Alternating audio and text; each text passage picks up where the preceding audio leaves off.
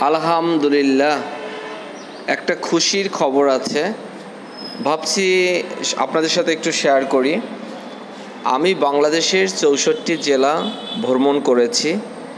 আমি বাংলাদেশের 64 জেলা সাথে ওই এলাকার ওই জেলার নামকরা থানাগুলো ভ্রমণ করেছি।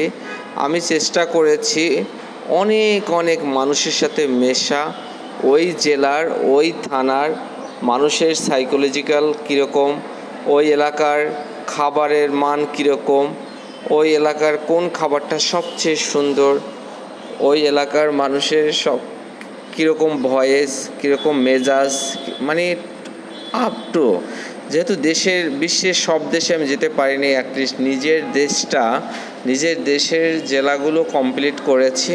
আমি খুব খুশি। সবাই আমার জন্য দোয়া করবেন, আমিও সবার জন্য দোয়া করব। অ্যাটলিস্ট আমার মনের একটা আশা ছিল নিজের দেশটা সম্পর্কে জানার, দেশের মানুষ সম্পর্কে জানার। আমার আশাটা পূরণ হয়েছে। সবাই আমার জন্য দোয়া করবেন। সবাই ভালো থাকবেন। আসসালামু আলাইকুম।